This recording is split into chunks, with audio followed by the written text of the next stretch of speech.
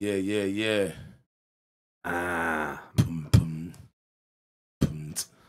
GreelTime. Part fucking 2. Featuring old mate fucking the downers, mate.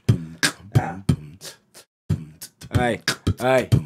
Bitch, I'm Dunn D, up in the club, drunk as a skunk, and I'm with my freak bitch that'll suck on my tongue. Oh, grind to the bump till I'm busting a nut like. Yeah, mate, I will fucks with the drugs, see me fly to the sky like dun da da dun. Stumble 'em onto then under the pump, brickies in a bank, I'll crumble 'em up. I'll be running 'em up through a jungle of clubs like it's my song. Gotta rush to the front with the bass and the drum. I'll be pumping it up, see that gentleman turn to a bumbling cunt. Love to your mom, fresh to the death, best of the best of the best of the best. Ponder my movements, checkers and chess. Superman steez with an S on my chest. Sink in the mud, crept in the trench. Sick with addictions, head is a mess like Jesus Christ. I'm blessed with the text, but I'm OG'd up on the meth and the X. So lick my motherfucking testicle sweat. Coked up, rockin' the festival set for getting respect. One expressing my hand, a cone and a beer and a check from a grand. Yeah. And you go, fuck, I almost spat that verse in about 3 years, I reckon, bro. Oh, it's probably been less than that, I reckon, bro. Yeah, we do it occasionally. I think, I know, maybe maybe at the Cursor gig, I'm pretty sure I was like, let's do it, and we did it. Yeah, maybe we did. There you go. It's still, you know what I mean? It's like that on the fly thing that we use. When do we got it down in Brisbane, I think, originally. Bro, I originally wrote that. Remember when I got fucked up that time? Which time? But like the bad time where I couldn't talk for like fucking 2 days. Oh man, I couldn't, like, don't do fucking drugs, kids. That's all I'm gonna say. It was terrible. What happened? I cooked myself. I won't go into the details and incriminate myself too much. I fucking cooked myself. We didn't know if he was gonna come back. It's the one time I'm like, I thought I'd cook myself. I'm like, that's it. I'm gonna be one of them mental cunts roaming around town that we were worried. To himself. I was pretty worried, and your wife, she wasn't your wife at the time, but I was worried that she would cut my balls off. You cooked Dunners. If I cooked you. You broke him. Because he came to Brisbane to stay with me, and yeah, you were like, there was a good like 12 hours you were sitting on the couch, and yeah, his head was like literally just bobbling. He looked like a bobblehead. It was just like, you know when you see old ladies with severe dementia and it was like I have fucking Parkinson's, eh? Yeah. It was full on. But the only thing that could stop, like, that made me feel slightly normal while my fucking head was bobbling was I started listening to drum and bass and my head was bobbling in time to it. And then about made sense. 8 hours later, I'm like, I'm going to write some fucking raps to some drum and bass, man. And you wrote that verse? Yeah, I wrote that verse. I was fucking still cooked off me fucking guts, bro. Wow. Wow. Fun times. But kids, honestly, like, that doesn't mean if you fry yourself on synthetic fucking drugs so much that you're a bobblehead that you're going to spit sick raps.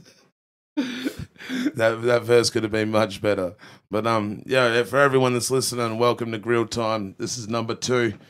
Battling around the world, featuring my brother Dunn D. It's good to have you on here, bro. Hey, cheers for having me, brother. No worries. Pleasure to be. For my second podcast, this is it's been fun. The first one was interesting, but I tell you what, it's much nicer to have someone here to share to share it with. Not just talking to yourself. Yeah, well, I did a live stream, so I could at least have, I could engage with the fans, which made it not as awkward. I did actually try and do it before I did that in the booth, and I got about 10 minutes in, and I was just started dribbling shit and umming and ahhing, and I was just like, oh, this is whack.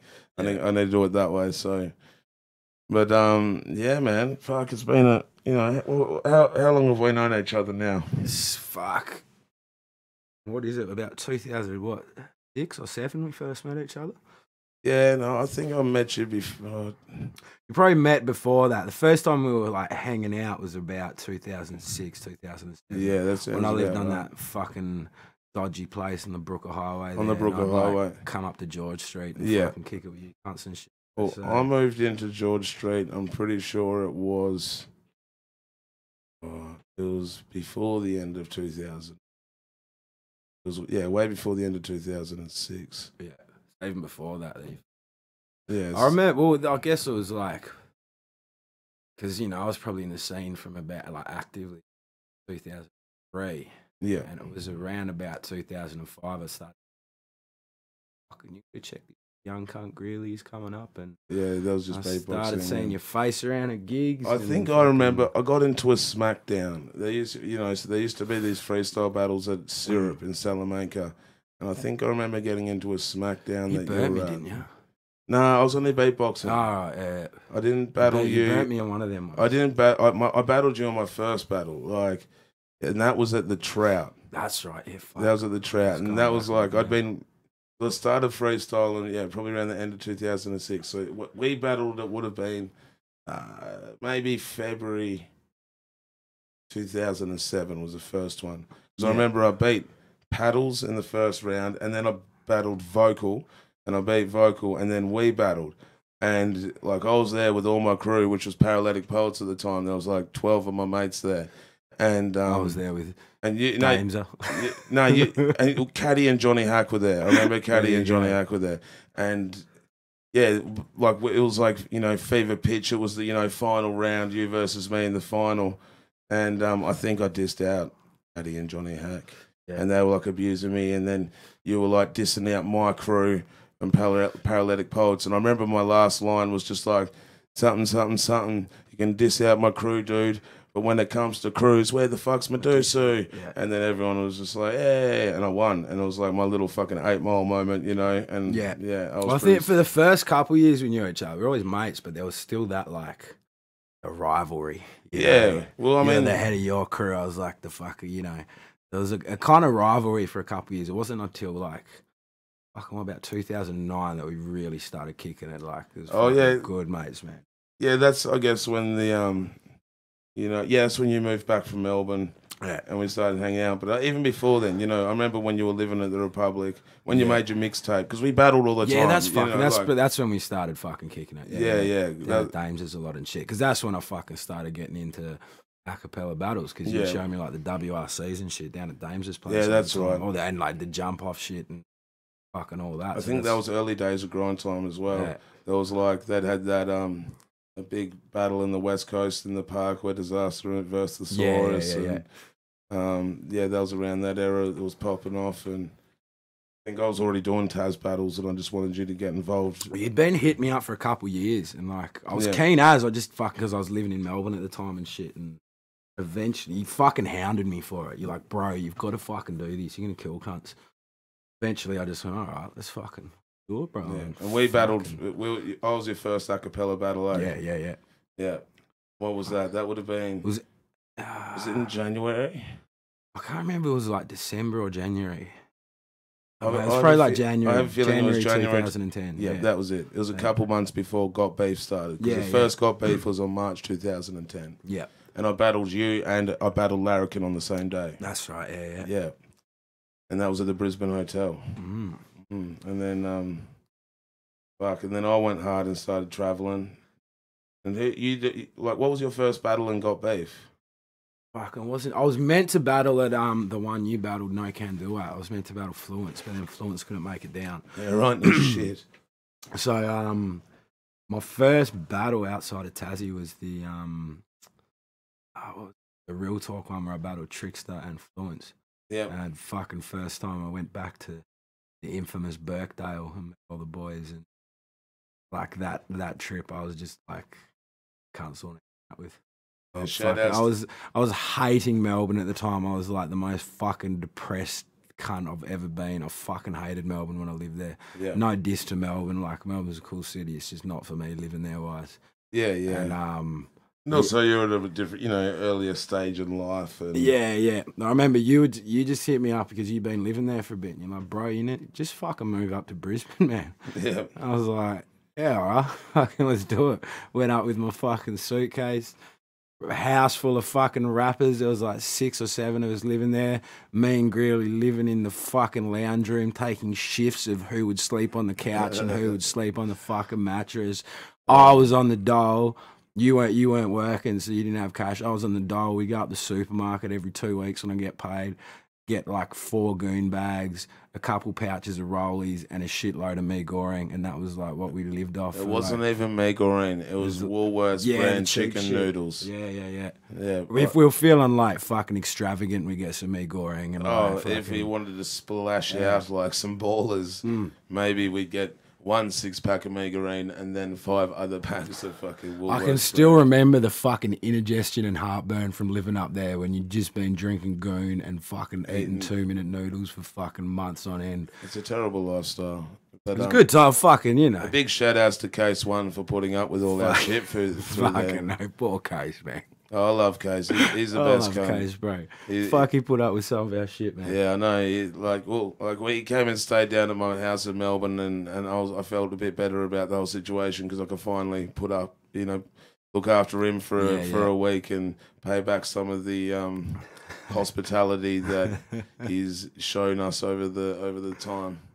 Crazy times. But and man, like for the last I kind of about a year ago, kind of got over the kind of sense of battling, but you've just taken the torch and, for the whole country and absolutely represented it in every way possible. It's unbelievable. I can't even believe that we went from battling in the Brisbane hotel and you now have battled all over the world. It's crazy, man. I never thought, like, I kind of resigned myself to the fact that it wasn't going to pop off, like the Aussie battle scene wasn't really doing much for many years, and it was, 2015, as I was telling you, man, I think it was when I going to Battle Cos, I'm like, I think this is probably my last one. I might have one more in me, bro. Yeah.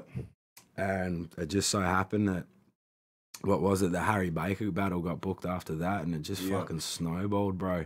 Yeah. Sparked the passion back up for me, got the hunger back, and I haven't fucking looked back, bro. It's been a wild fucking ride. I've loved every minute of it. It's amazing, man. I'm so proud of you, as a friend and as a rapper and as a person, as a hip-hop enthusiast and as an Australian hip-hop head, to see what you've done has been, it's amazing. I mean, like when I was 16, I think I was 16 was when Justice, I was 16 when Justice went over to America, and to see an Australian go and, and Justice did, he beat Thesaurus and Iron Solomon in the same day, which no one else has done, and they were the 2 best on that circuit, you know what I mean? And, but, and now, like, to even think that you've gone to, 5 different continents nearly, like, to do it now, rather than just one festival over in America, it's like, I think it's gonna be a while before anyone goes that far, but, taking it back a while, like, so, I mean, what a lot of people don't understand is that, I'm a couple of years younger than Dunn D, so when I battled him when I was a teenager in that freestyle battle we were talking about, I really looked up to him, and he was quite established in the scene, and then when Got Beef started, I really, like, got involved, and I did 10 battles in 2010 between Tassie, Melbourne, Adelaide, and Brisbane, and completely travelled the whole joint. And I wanted to battle 360 because I was a fan of him before I got on the circuit, he was like my target. And he told me to build up more of a name before he'd accept the battle. So I went and did all these battles, and then I was very lucky, to get that match up. And it was just before 360 really blew up. You know what I mean? So and a few months later, he got, I think it was his album was blowing up on the radio, and Curse had such a big fan base at the same time from Sydney, and such a, like, dedicated following. It wasn't anywhere near as big back then, but, I battled Cursor, and then also hosted their battle, which gave me so much exposure. But in many ways, I've always seen Dunn D as kind of like a master of this shit, and I was, after that, people are giving me massive matchups and not giving you really good matchups, and I kind of made the most of it while I did. But I think I was annoyed personally that you weren't getting the matchups and the battles that you could do well. I mean, if you were in my shoes back then and you'd battle Cursor well, you did battle Cursor, that was. But I didn't really take advantage of it back then, and I just wasn't switched onto it as much. Like, I was I was having fun with it and not really thinking about like fucking being one of the best. I was like, this is just kind of fun. It was you fucking sat me down one night on the piss, man, like towards the end of 2010. It was a bit before the fucking plans battle. And you're like, Dunners, you fucking good cunt. But you're not, you can do better. You know you can fucking do better. I still remember it vividly, bro. No shit. You're like, you just need to put a bit more fucking time into it, but a bit more picky with your shit. And you're going to fucking kill cunts. So like, you just got to fucking just put in the effort, mate, and it'll fucking come to you. And that was like, that's when it really started. The first fucking phase of me stepping my shit up and fucking trying to become one of the best. You know what I mean? That's amazing, bro. Because in my like, when it comes to battling, I think you've sharpened your skill way more than I ever was. Like, watching your battles across the world, the quality of bars that you're dropping is on that world standard. Yeah, bro. Some of the best in the world appreciate your bars. When you battled Head Eye, so you could see that he respected what you were spitting. And the bits he got, there'd be so many bits he go, fucks his cunt. Oh yeah, definitely. But at the same time, you hold your weight with delivery. That even if they don't get it, they know that it's fucking for real. Well, that's it, man. I think that's something that like the new generation, a lot of them don't fucking get, bro. Like, I think delivery is fucking just as important, if not more important than bars. Like, you can have good bars. If you don't have good delivery, like, no one really gives a fuck, man. Like, you've selling your bars. There's bars that I spit that, like, if anyone else spat them, you'd just be like, huh. Yeah. But it's the way I fucking spit them that is what fucking makes them good bars. Like, oh, definitely. So take fucking note, kids. Delivery. Improve your fucking delivery. There's too many cunts with good bars with shit delivery. And, I'd say comedy is very much the same. You watch a lot of comedians, like, and it's their delivery and their emphasis on how they get their material across is really where the energy and emotion of the content lies, especially like a lot of Australian comedians, when they're, really quiet and really dry, it's when it's really funny. That's it. You know what I mean? Having the like, dynamic in it, fucking building, start at a fucking small point and build up to the fucking crescendo. Like, I mean, like, for me, watching battles these days, it's such a massive worldwide network now, and a lot of my old favourites from when I was really active in the scene aren't amongst it as much anymore, and I look for the new guys, and a lot of them have really good delivery, but one thing that I really look for is just character. I just want to see people that have certain characteristics, or even just hold their own originality as well, man. Yeah, There's definitely. so many carbon copies these days. Like, fucking find your own style, cunts. Don't try and fucking bite cunts. Find your own fucking style. Yeah, that's it. But then, I watch a lot of, every now and then, like every couple of months, I'll check up with King of the Dot and everything else. And it seems a lot of those guys are getting worked to the bone. And, like even, I won't say any names, but just I watch some of their shit, and they're just having to battle every single person, every event. They're watching their characters a bit dry because they are quite synthetic. I mean... Yeah, that's it. You do have a very authentic character when it comes to your battling shit, like from even just, hanging out with you over the years, and even watching you and your brothers shit stir each other, when that's it, like that you've got, like, for you guys that don't know, Dunn D grew up in a pub sort of atmosphere. Four older brothers. Older brothers. He's the youngest? Yeah, you are the youngest. Yeah. Like, and that is been an integral part of fucking me as a person and me as a battler as well, is the fact that I've always, like, my family are the biggest fucking piss takers you ever met. Good people, but they take the fucking piss out of everything possible. Yeah. So I've learnt to be fucking quick-witted with that shit. And also learnt to, like, not take myself too fucking seriously. Like, if my ego, as it tends to sometimes get too fucking big, I've always got my family to bring me back down to earth. I still remember you crying over a fucking Eskimo pie when you were 4 years old, mate. Like, Jezza. And I fucking still remember that. My brother Jeremy stole me Eskimo pie when I was 4. I'll never fucking forgive the cunt. He knows what's going on. I wonder if anyone's going to bring that up in your future battles. Just Digging dirt about Eskimo pies. Fucking Eskimo. I don't think they sell them cunts anymore, eh? They're fucking dope ice cream. Eskimo ice cream. I think they do. I haven't seen one in fucking years, bruv.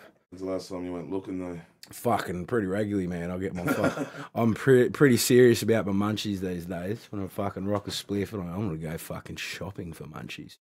Speaking of spliffs, get fucked, all right? Get fucked. I'm just pointing out to the listeners right now. Andrew fucking Greeley can get fucked, all right? here's a little promotional section of the podcast. I thought you were gonna fucking give me shit about my spliff on the weekend, cunt. Oh no! That's in one of the questions that we've got. Fucking hell. Josh Tolles Watson asked, "Do you have any difficulty rolling?" I'll tell the story, okay? After the gig on Saturday night, it was like fucking 4 a.m. Someone told me to roll a spliff, and I was off my fucking head, and I rolled a spliff, and I didn't like put thought into it, like this spliff's gonna get fucking judged by people.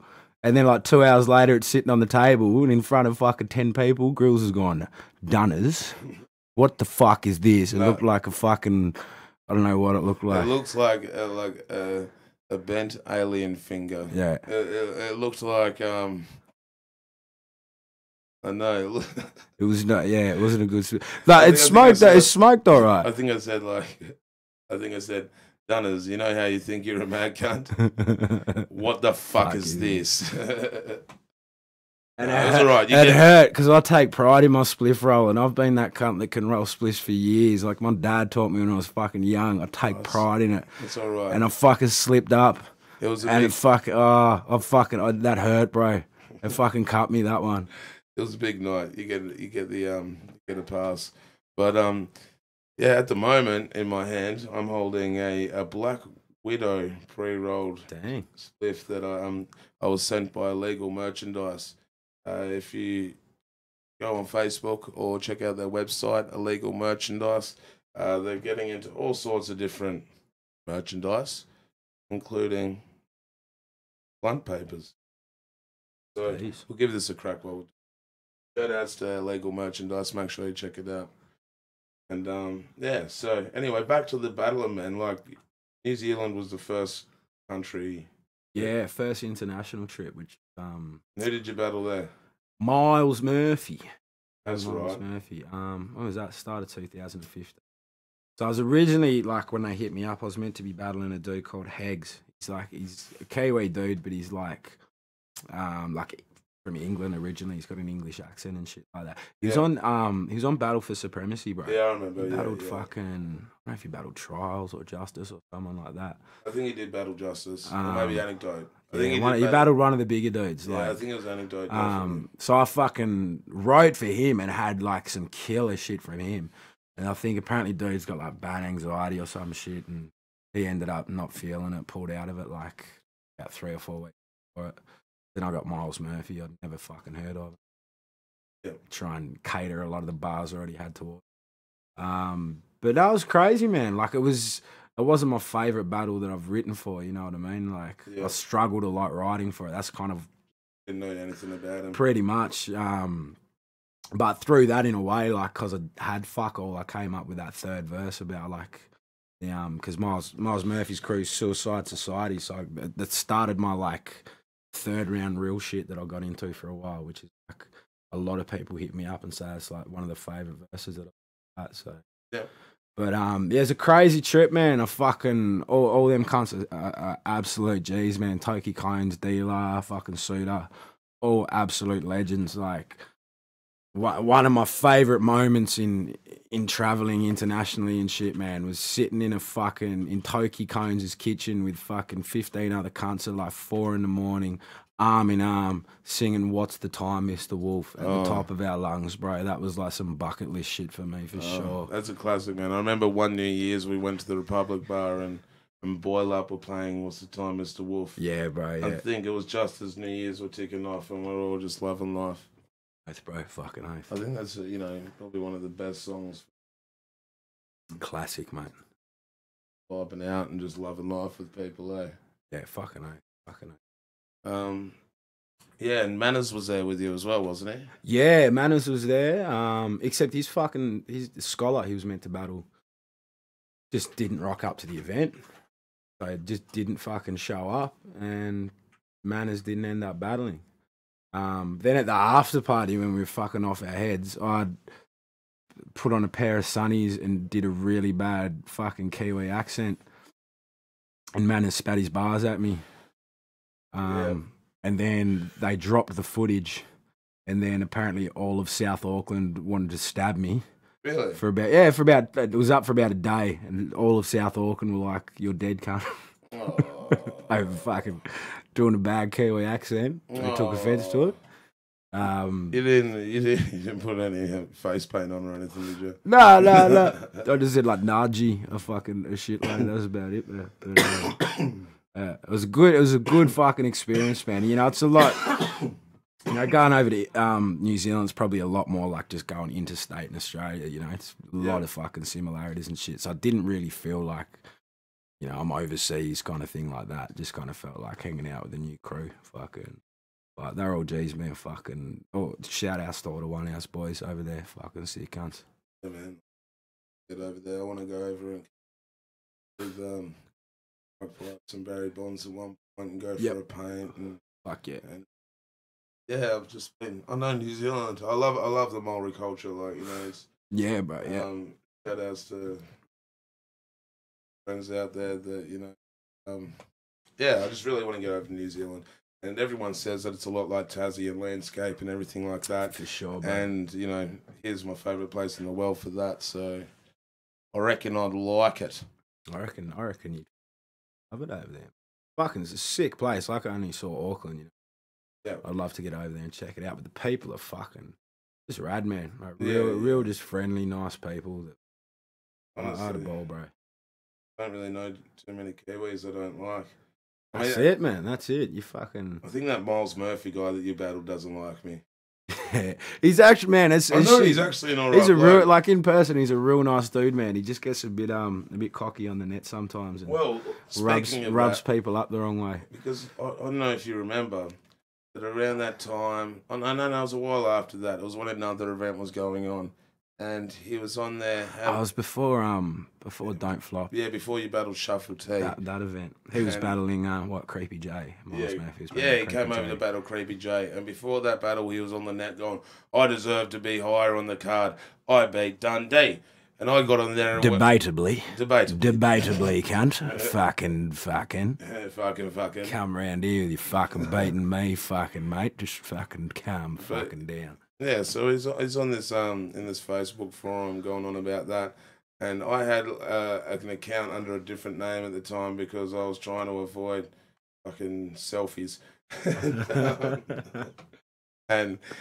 and I got on there and I stirred him up and I went, "Whoop-de-doo, you beat Dunn D. I've battled Dunn D fucking 50 times, fucking lost one, doesn't matter. Calm your farm. How about you fucking do well in this battle and earn some more respect, and then you'll get higher on the card." And he went, "You're taking the piss out of me." And I went, "No, mate, I honestly want to see you improve." And, you know, like, I was being direct and straightforward. I guess I was being somewhat patronising. But anyway, when I was at that Don't Flop event, and that was the last battle event that I went to,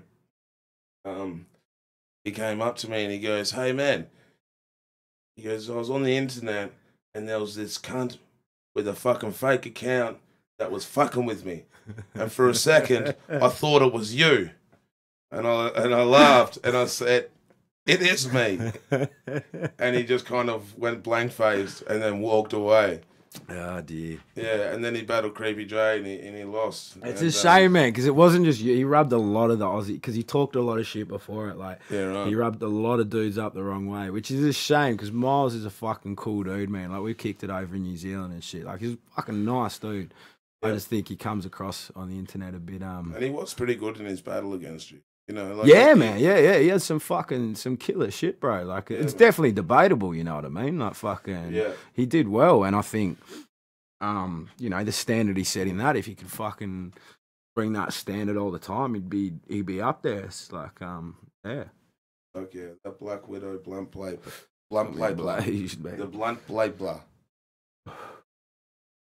Black Widow blunt paper. Shit. That's again to illegal merchandise. And so after New Zealand, Shuffle T was probably your next big matchup. Oh, it would have been like Harry. I battled. Oh yeah, New Zealand. I battled Grits just after that one, like the next month, which was like a meh battle, not real great for me. Yeah. I battled Cos down in Tassie after that later in the year.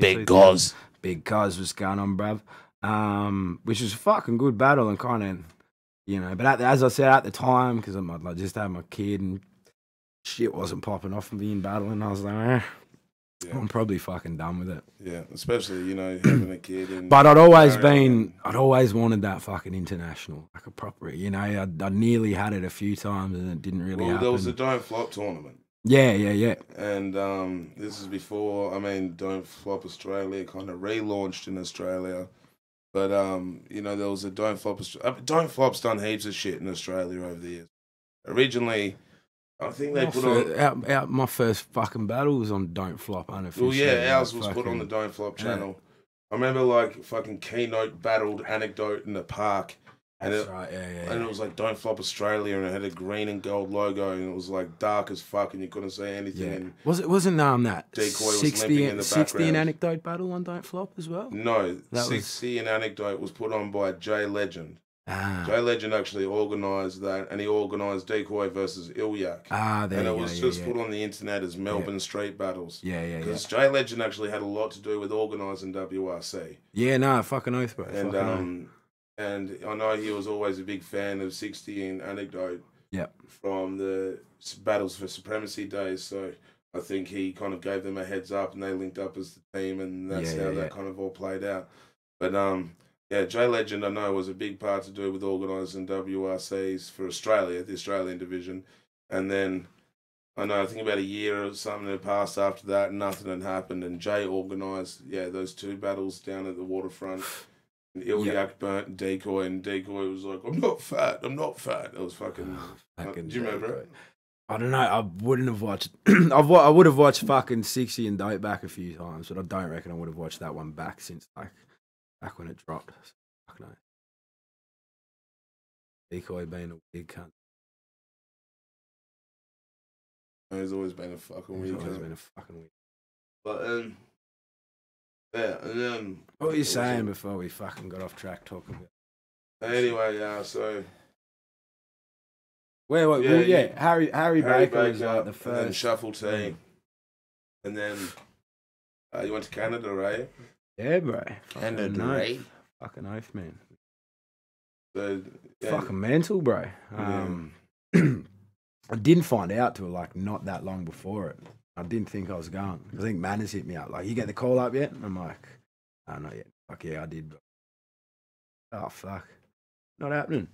But then, got the call up, fucking got the funds together, raised all that shit up, and got the fuck over there. It was fucking crazy, bro. It was like, you know, a lot of people go over to just do the battle raps.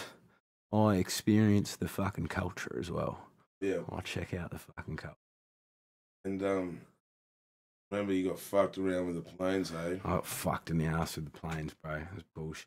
Fuck American. So United or American? One of them dodgy. American Airlines. Yeah, I remember coaching you on Facebook. Fucked, bro. Because I got there, got delayed for like 15 hours, but it wasn't like you're going to be delayed for 15 hours. It was like 2 hours. Then, we're putting you on this flight. That flight's overbooked. And I just got fucking... shifted around. Yeah, just rooted for 15 hours. And was thinking I wasn't going to get my plane to fucking... because my plane I was meant to get on to Toronto was getting delayed and shit like that. Didn't you have to go from LA to Boston and then Boston to LA to... it ended up being LA to Las Vegas. Like my Las Vegas flight started fucking... something was happening. I fucking thought many a times like it's not going to happen. I was broken, man, and shit. And another time that you fucking gave me the pep talk and went fucking... it's all good, bro. You built me back up and I was like, all right. Let's fuck it. Go kill cunts. Oh, LAX. The American airports are fucking hectic. When I was a teenager, I spent a lot of time wandering around them by myself, and I've lost luggage, and I think they now do direct flights from like Australia to Texas, but they didn't used to. And I'd always get fucking caught in the middle somewhere, and I know what it's like, but You ended up getting to Canada with, and you lost your luggage as well. Yeah, eh? I didn't have anything. I had, I fucking had like one t-shirt in my backpack, CDs, like no toiletries or anything like that. Literally got to Toronto, went shopping, got a change of clothes, checked into my hotel, chilled, and then fucking went to the fucking battles. Yeah. So it was like, and I hadn't slept because I was getting delayed. So how many hours did you have from when you got into when the battle event started? Would have only been fucking maybe 3 or 4 or what. Yeah, right. And it was like decent time in. Excuse me. Decent time in on the train, and I was like, I need fucking clothes. So I had to go shop, and that was like another fucking hour or so. Yeah. Checked in the hotel. Yeah, chilled for like literally half an hour, I reckon. And then I was like, oh, fuck, I gotta get it. And yeah, how was, I mean, like, I've watched King of the Dot for many years now, man. What was it like actually walking into the event? Just fucking surreal, bro. Yeah. Hey, like fucking, yeah, I was just taking it all in. Like, I got there pretty early, so I was like, you know, wasn't heaps of people there when I got there. It wasn't all packed out and shit, but it was just fucking crazy, man. And slowly, you know, all these fucking battlers and dudes that we've been watching for fucking years frothing on, like, started walking in and meeting all these motherfuckers. It was just fucking mental, bro. Like, Did you feel comfortable, like, straight away? Like, yeah, but like, cause I was so fucking sleep deprived from the whole experience of getting delayed, and you know, it'd been like 2 days without any sleep, so I was pretty fried by that stage as well. So I was like scattered out, tweaking out a little bit, but at the same time trying to take it all in. So it was fucking surreal, bro. Like the sleep deprivation mixed with the fucking experience, it was fucking surreal, bro. Yeah, absolutely.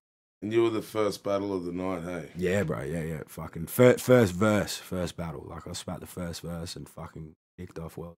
Bro. Fuck yeah. And was it realistic that you battled? Realistic? Fucking realistic. Shout out Corey. Another dude who's a fucking real good bloke in person.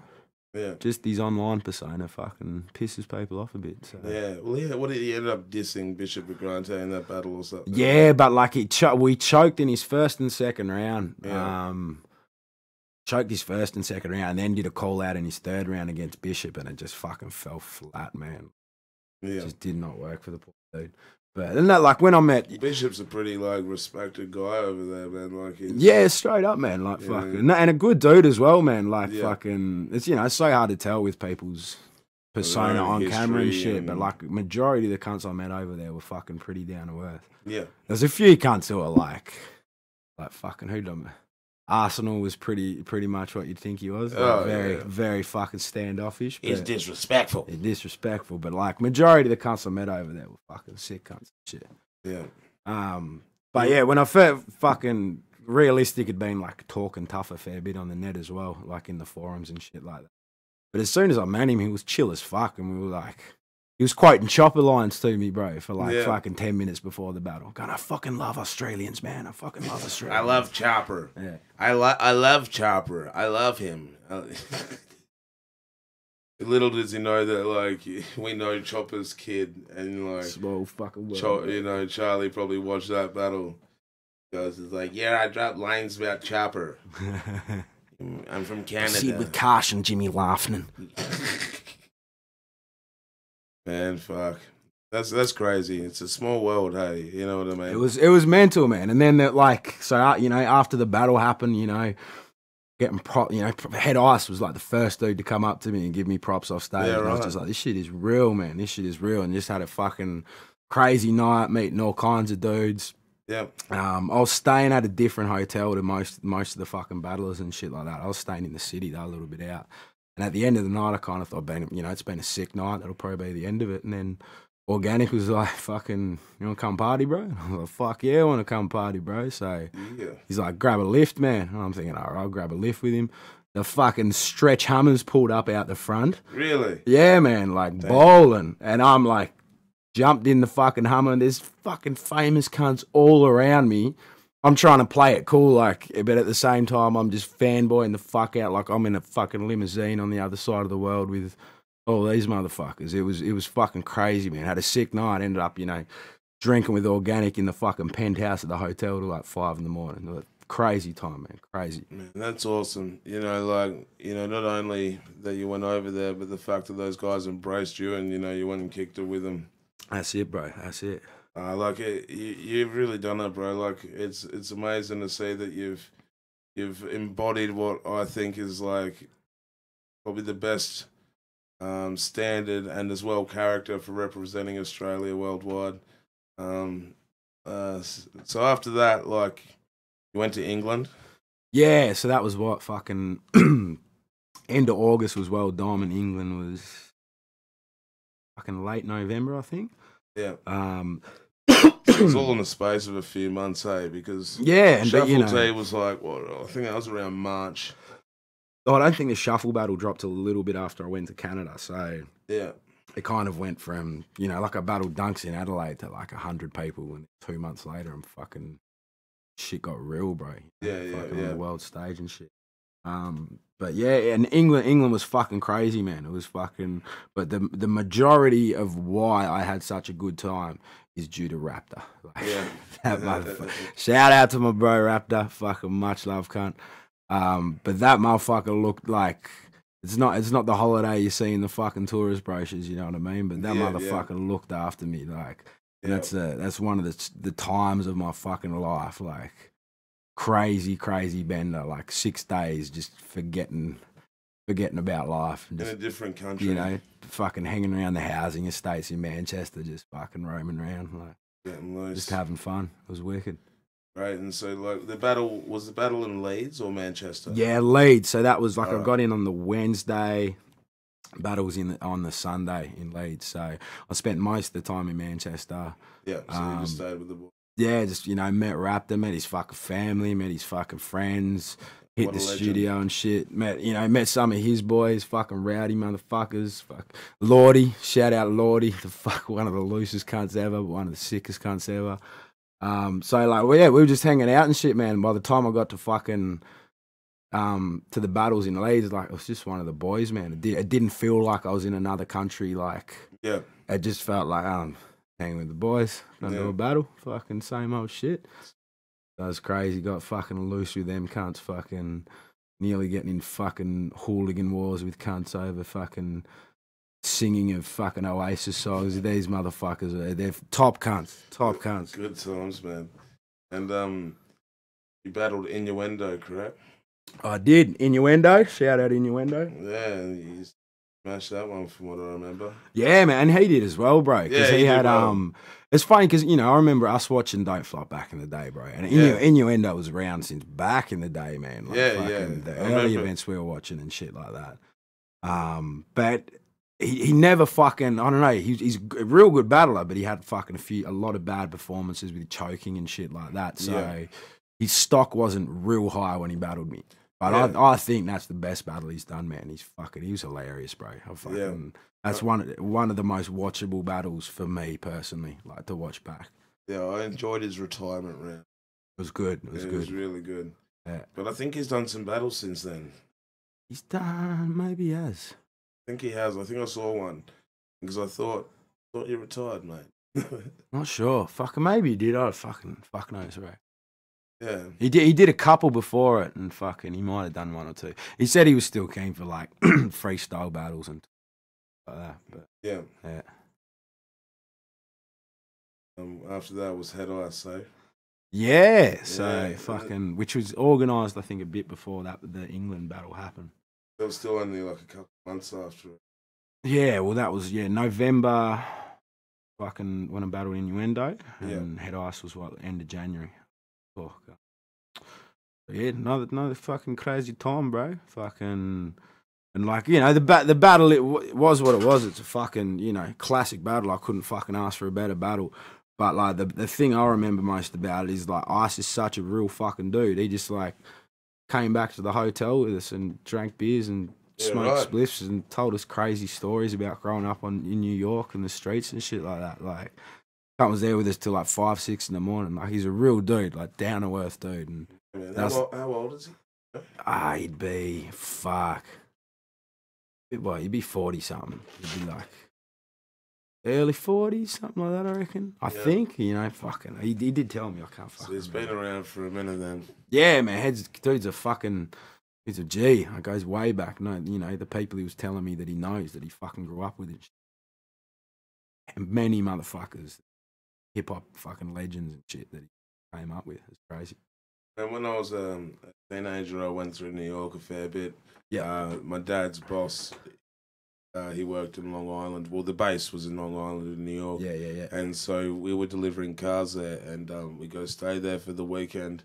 And my boss's cousin, what was his name?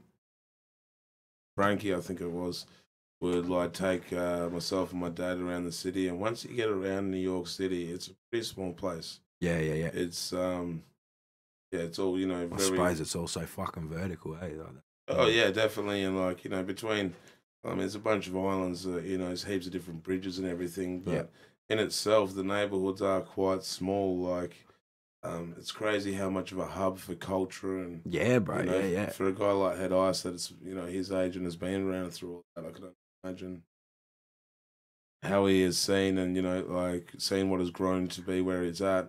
It's legendary that, you know, he was keen to actually link up and just come out and. That's it, man, and not just be a fucking. You know, like a star, like in his home. You know, some dudes come out and you don't fucking talk to them the whole time, apart from seeing them at the event.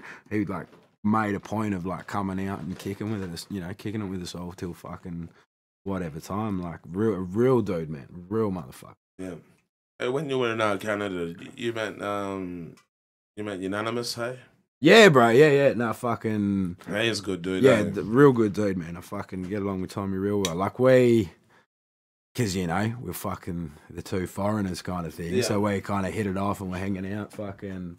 And I ended up, he spat his bars to me right before his battle. So, like. Who was he battling that event? Sketch Menace. He battled. Yeah. Fucking. Oh, sketchy. Which is, Unanimous got slept on a fair bit. Like, fucking. Yeah, right. And he just, I don't know, he just wasn't feeling it. Did Sketch Menace just go on about, like, don't flop? Shit? I think so. I don't think I've watched it back since I fucking saw it live, kind of thing. Never been a fan of Sketch. Yeah, good dude, man. Hey, yeah, another nice dude, like fucking nice dude. Real nice dude in person, man. Fucking real nice dude. Yeah. Fucking sounds like a hell tripper. Loves his fucking. I mean, I'm sure they're great dudes, but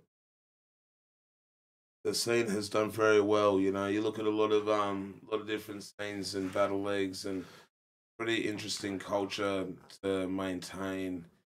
Through, you know, you've got so much drama, you know, it's based on drama. Drama brings the attention as well, you know. Well, that's it, and I guess, you know, and what's fucking happened with Don't Flop now and shit, that's all come out over the last couple of months. Like, King of the Dot is like the last standing fucking league that's like stayed true to its shit the whole fucking time, bro. Yeah, or like at a large level, you know. Yeah.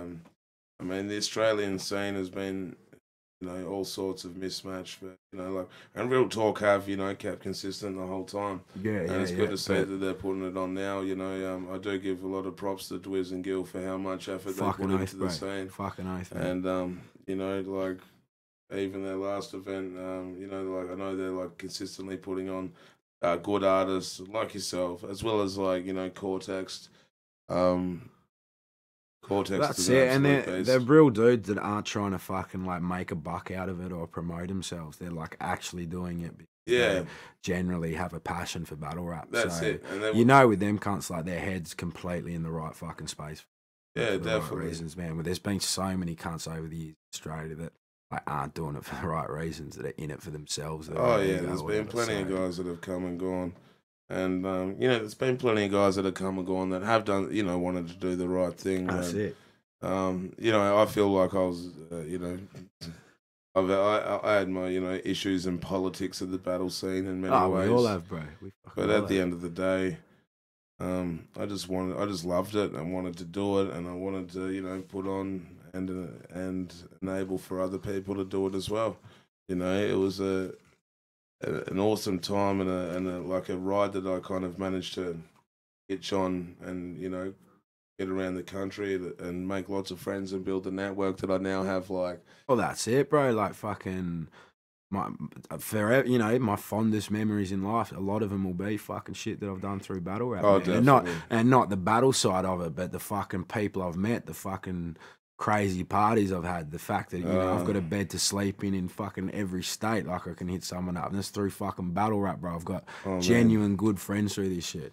You never guess what I saw the other day. What'd you say? I bet you don't even remember this. Oh, fucking here we go. Because I went and caught up with my old mate Rowdy. Yeah. And he has footage of when Mandel was still alive. What, when they came down to Tassie? When they came down to Tassie. Fuck. He's got footage. Oh, no. And yeah. Fucking hell. In this footage, Mandel is battling you. And... destroying my life. And there was, he destroyed both of our lives. The whole I remember that. But at one point in this little snippet of footage, there was a bowl of spaghetti, like half-eaten spaghetti there, and you had like fucking spat in it after smoking a bong or something like that. And then Mandel just started freestyling and picked up the bowl and started eating the spaghetti, and we all lost our shit, and he just rapped about eating the spit and not giving a fuck. Like an absolute mad cunt. I've vague memories of that weekend, but fucking... It was hectic. I remember that. It was absolutely relentless. I'm pretty sure I cried a few times. Oh, it's like fucking... It's like high school on drugs, bro. Those situations, man. Fucking oath. I remember... Put fucking 10 alpha males in the same room together, feed them full of drugs, and get them all to battle rap each other. And see the multi-game. I'm so glad the multi-game is a thing of the past. Dude. Everyone would just be, you know, like fucking not hard, drop bars, podcast. Yeah. Oh, relentless for hours and days. And then, you know, as soon as everyone gets really intoxicated, they start speaking over each other, and then you've just got like 8 men in one room just yelling rhyming words at each other. Tourette's was the fucking king of the multi-game, though. Oh. The amount of time... Tourette's. How's this? I remember rocking up to a party in the valley, and fucking... we're at this chick's house, right? And we've walked in, and she was like this nice hippie chick, and like full vegan, short hair, and Tourette's just walked up to her and went, "Hey, bitch, great tits." And she was shocked. She kicked us out. It's like some nights you would not have a conversation to Tourette's that wasn't in fucking rhyming form. If you don't know Tourette's, he's fucking... the king of the fucking multi-game. And you'd play the multi-game, and sometimes it might go on for hours where, like, you know, it might be fucking 10 seconds in between each rhyme. And it'd build up and then fucking get down. But Tourette's just would never stop me. And there was times I literally would go to sleep on the couch and wake up. And the first thing I saw when fucking I woke up, he's like, "Dunn D's awake. You got a decent face." And it just fucking started again when you woke up. It didn't fucking end, man. Man, I remember once Tourette's was tormenting Manners. And he pissed him off. And Manners just started fucking punching. If you don't know Manners, he's blind, and he was literally just started like just punching from the hip. It's kind of like this fucking jackhammer, just like boom, boom, boom, boom, and just started walking towards wherever like Tourette's was speaking from. Yeah. And you know he landed one, and Tourette's went ah, and then so Manners just kept like following the sound as he kept like trying to run away, and Manners fucking gave him a good flogging, bro. But, fuck. There was some hilarious times. The vast majority happened in fucking Burkdale in Queensland. Yeah, a vast majority of crazy between there and the train line, and going to that fella's house. What was his name? Shorey. Shorey. Going to Shorey's house. That guy. That guy was loose. If anyone who knows Shorey knows what Shorey's like. Fucking much love to the cunt. I've got a lot of love for Shorey. But that cunt got fucking loose. And he used to twist our arms. Not really twist our arms. We had nothing else. Broke cunts in fucking Brisbane to fuck all smoking bongs. They didn't really have to twist our arms, but fuck, we used to get loose with him. Yeah. I remember having to fucking carry Greeley back. We went out with Shorey. I don't know, it was a big couple days. We ended up at some fucking gig in the valley. Greeley was falling asleep, wouldn't wake up. I had to carry him like fucking 3 Ks to the train station, throw him in the train doors, fucking he was sprawled out, and somehow got him home, but fucking loose cunt. Some very loose times. I feel like during that time of my life, I did take so much illegal substances that it somewhat fried me. And whenever I'm like losing my shit, I'm paranoid that I've been stuck in time from that time in Brisbane. That like, I think I started writing a verse and it's like my head's clouded again. Must be from that synthetic shit that I snorted in 2010 or something like that. I know, like, if I ever probably die from something, it will probably be related to that era of my life. Yeah, bro. That aged me, man. I can point out the grey hairs that have fucking sprouted from that couple years, man. I've embedded wrinkles, bro. Yeah. But here we are, man. Like we're fucking, we're all pretty grown up these days. Old Andrew here doesn't really fucking drink much anymore. No, I don't really like drinking anymore. Even myself, like, I still get a bit loose, but not like I fucking used to, man. Like, I think once you deal with so many drunk people, like I've never had an addictive nature with drinking. I've got an addictive nature with a lot of other things, but alcohol's never got its claws at me. Yeah. And I think because I think the last 6-7 years I've done so many shows. It's like never really gone more than a month, maybe 2 months at the very most, without doing a show and having to deal with a lot of drunk people. And after a while it just becomes I don't know. Like a lot of people drink to deal with it. But for me, if I drink, I'm more likely to get more pissed off. Yeah. If I'm sober, I can handle it. I can, do whatever. And it's not like I've got a problem with people, but, like people do some random shit, man. Like I was out in the town a couple of weeks ago sober, and this guy comes up to me and he's like, "Hey, Greeley, I'm a massive fan. Love your music." And I'm like, that's awesome, bro. It's really nice to meet you. And he's like, "You might not like what I'm wearing." And I was like, all right, well, I've got no problem with what you're wearing. What are you wearing? He's like, "Oh, I'm wearing cowboy boots." And I was like, I don't give a fuck if you're wearing cowboy boots, bro. Like, fucking wear whatever you like. I honestly have no qualms. And he's gone, "I'll have you know, they cost $200. And I went, "I don't care. I'm wearing KT26s. I got them from Big W. They cost me $40. Cunt. Leave me alone. Like, I appreciate that you're a fan, but I'm not judging you, and I don't have a problem with your $200 cowboy boots." Anyway, this other guy started talking to me. He's like, "Hey, Grills, I'm a big fan." And I'm like, "Hey, bruv, how you going?"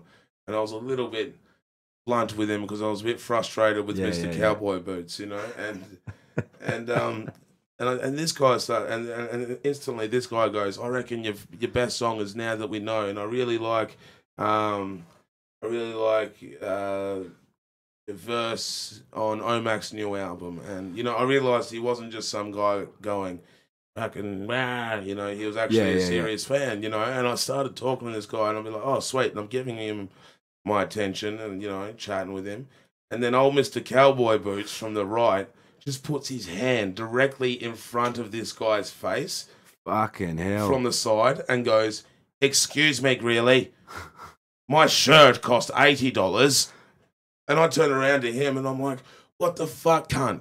How fucking rude is that? First of all, I don't give a fuck what your fucking clothes cost. I don't give a fuck if you're wearing cowboy boots. And second of all, you get some weird ones. Who the fuck puts their hand in front of someone else's face like that?" Like literally, it was like you nearly smacked him in the face. It was that close. You know what I mean? Like people are childish and had some fucking cool cunts come up to you, bro. More than me, man. Like I've got my fame in like a niche battle rap sense, whereas like. You walk down the fucking street with Grills, and it's like you go to walk through the mall, which takes a couple of minutes, and if you're with Grills, it takes fucking half an hour because every single cunt wants to stop and talk to you, like fucking. And you've had some cook cunts come up to you, bro, many a fucking times. Which I don't mind, I like to get honestly, I remember growing up, especially in Hobart, you couldn't really talk to anyone about hip hop. There was a small niche of a thing back then that if you saw someone wearing baggy jeans and they had their cap backwards, generally they listen to decent hip hop. I mean, now everyone's got their cap backwards. It's like, but back then it kind of really stood for something. And I remember just like, hopefully occasionally. I remember like the first chick I fell in love with. Not this. This wasn't the only reason, but she was the only person I'd met who'd heard of Immortal Technique.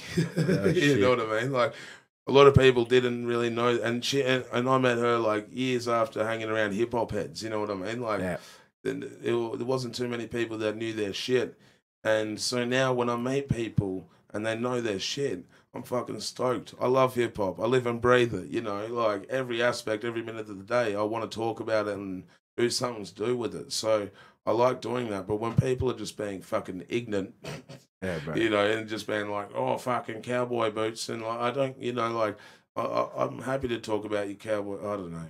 And like, and I don't know. I've probably like for myself, like growing up in pubs and shit, man. I've dealt with piss cunts since I was like 12, 13 years old. You know what I mean? So I just have a fucking high threshold of like, whatever, and just talk a bit of shit. I know what you mean. Fucking... Yeah, and I do. But I guess man, like when I fucking, when I got out of hospitality and shit like that, at the end of it, man, I fucking hated the world, bro. Like piss cunts, man. I was just like, fucking deviant cunts coming in here drinking and doing you. Yeah, you get fucking does your head in, bro. Yeah, I know what you mean. But I mean, for me, it's like alcohol's not really a thing for most people. Like it's good to anything's bad when you abuse it. Yeah, straight up. I think that's what. But I think, alcohol like fucking is the most accepted fucking drug in modern society, but like does the most damage. Like, it makes people act like a goose the most. That's it, I'm one for it. I don't get my fucking dickhead on all the time. But same, man. Like, fucking, I'm going through some shit right now that I seriously regret because I got loose. And, I do things that I wouldn't do normally. Like, you can take it like it is an excuse in many ways, but it is what it is, I guess. But at the end of the day, the government endorse it. Like fucking, it's like, crazy. It's fucking mental. Much... It's mental that alcohol and fucking cigarettes are fucking legal. Oh, exactly. And like weeds, it's just fucking ridiculous. And then on top of that, you look at the newspapers and they're like, oh, but everyone out in their town is violent and blah blah blah. And it's like because we've got a whole society based on a culture around this substance that lowers people's inhibitions or whatever. And, the thing with, like, and obviously, like, meth's a fucking evil drug and it is, like, a scourge on this country. But, like, alcohol's just like, does more damage than meth, you know what I mean? Like, fucking alcohol is just as much of a fucking problem. It's just condoned, man. Yeah, that's it. It's sold in the shops. Like, not exactly sure on the direct intense effects of withdrawals from meth when you're like a long-term addict, but I know if you're a long-term alcoholic and you stop drinking, it can kill you. You can die from that shit.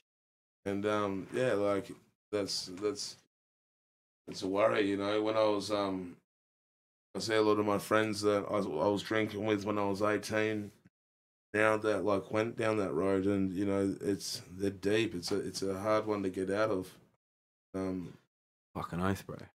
For anyone out there listening, I hope you can handle your shit because I can do it before it gets too late because it only gets worse.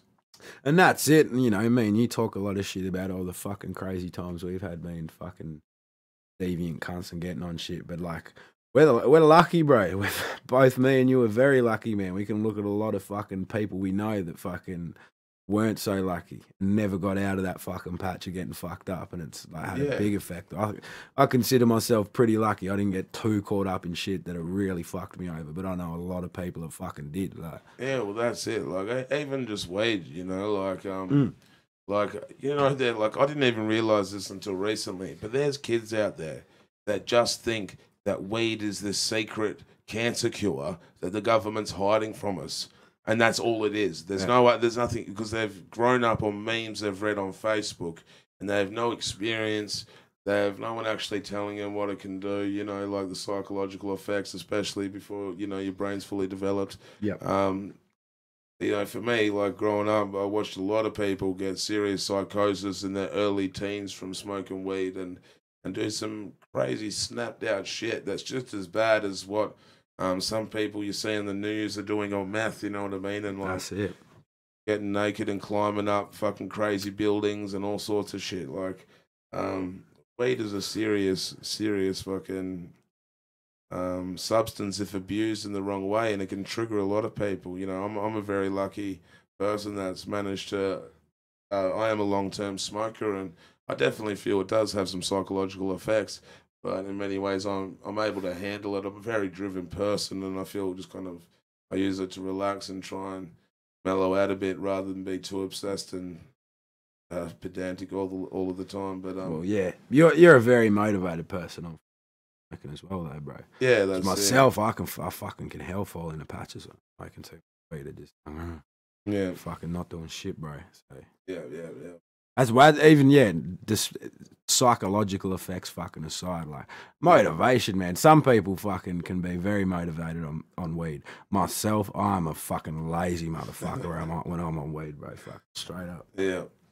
I'm still like, I know, you know, I'm gonna be tired as I have a session. It'll keep me up for another 8 hours, and I'll start researching fucking like secret evil pedophile networks behind BBC. You know what I mean? Like, and just get deep into shit. I think it just makes me it makes me think deeper, and therefore I just kind of, I don't know, that outweighs my actual physical tiredness. Yeah. I know exactly what you mean, man. Fucking know. The weird one. So maybe I do need to take it easy in the fact maybe I'll get some rest. Not everyone has their limit. So at the moment, bro, like, fuck, we just got back from Melbourne. Yeah. We haven't even talked about that yet. We haven't. Fucking hell. What a monumental fucking crazy fucking weekend, bro. It was really, I'm still kind of getting over the buzz of it. It hasn't really hit me yet how fucking huge it was.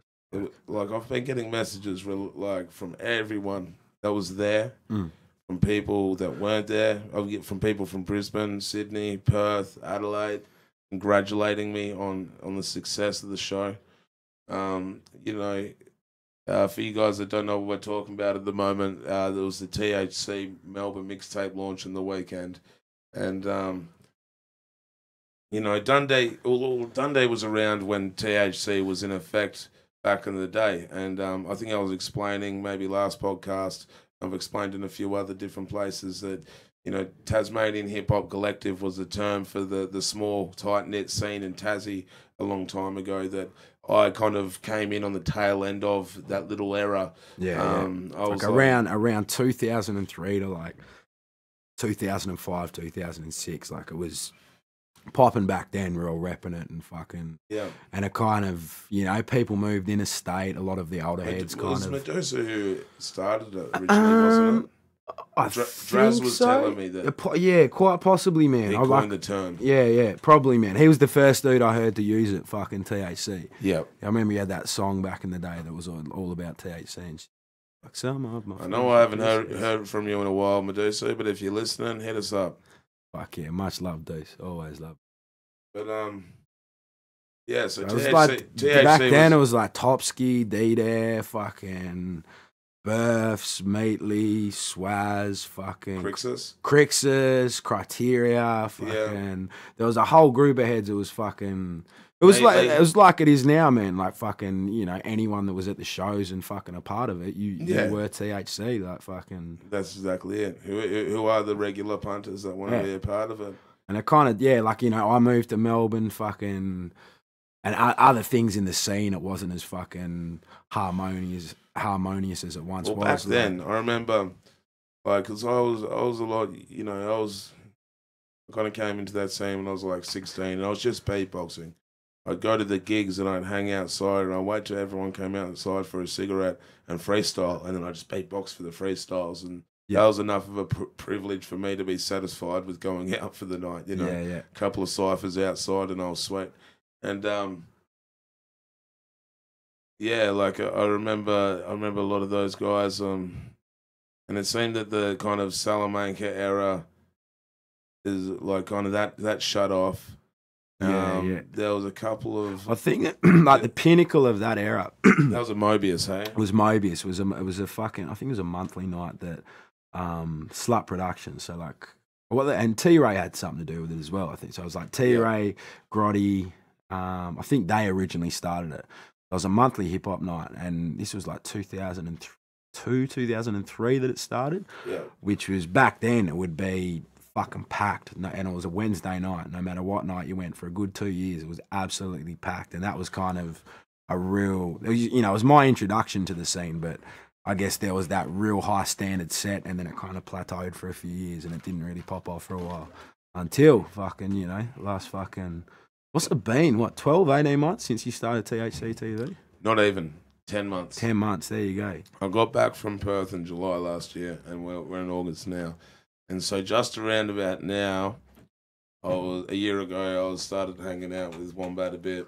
Yeah. And August 20th, a year ago, was their first show I put on. Yep. Yeah, so Wombat hadn't even done a show before a year ago. Yeah. And, hanging out with him and also saying that the scene was, a whole new generation had come through.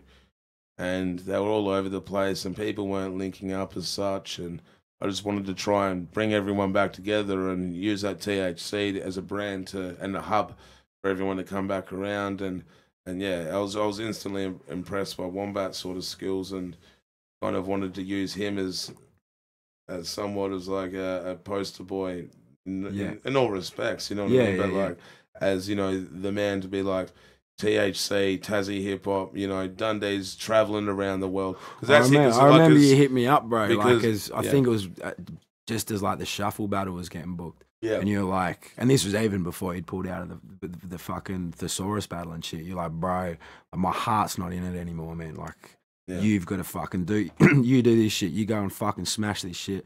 I'm gonna concentrate on home, get fucking THC up and running again. Let's get these fucking kids keen again. Give them something to fucking work towards, bro. Like, exactly, bro. Yeah, what you were just on fire. Every battle you're doing, you're killing it. You're following the world standard. You know what I mean? You're representing, I think, better than I ever could. I wanted to kind of like pump up the local stuff, and I think it was August. I did in Vanity that video clip. Yeah. And then I caught up with Wombat. It was like we'll find out exactly what fucking date. Might as well get it right for the podcast. So it was September 13th.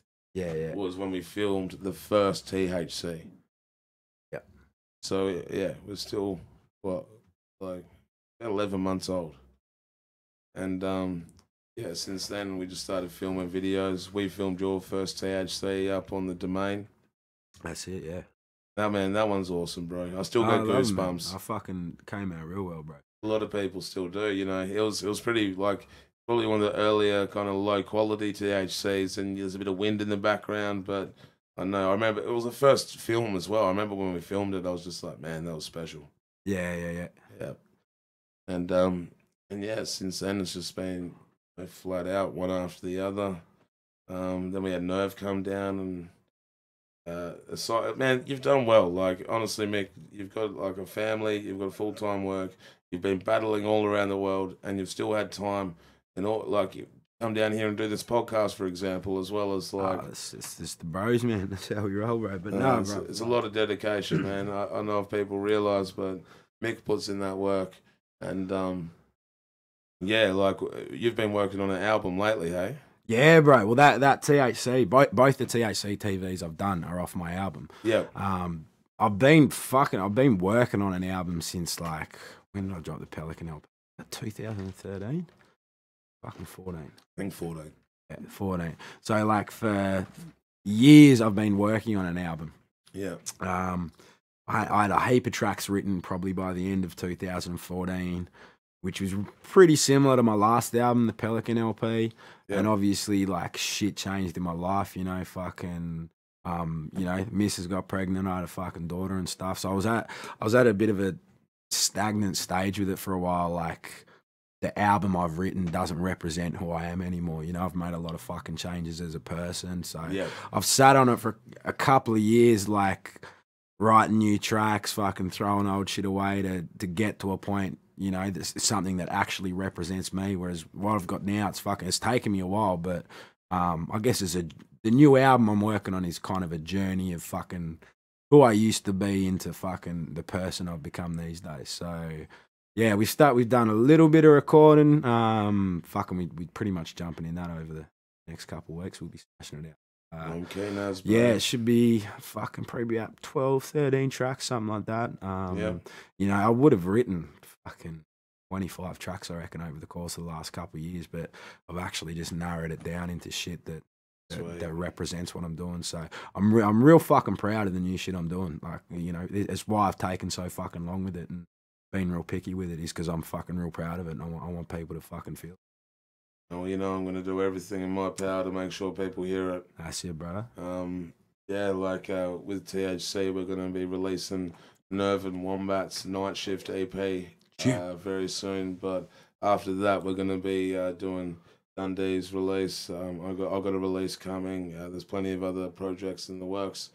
But we kind of drifted off the topic. Back to the Melbourne show. So all this THC stuff we've done a lot of shows. We've had since THC started, we had Rates Down, we had Forte, we had Nerve, we had Retainer and a massive crew. We've had Maggot Mouth and Guards. We had Minos, Kid Selzy. So many people have come down, you know, and been a part of what we're doing here in Hobart.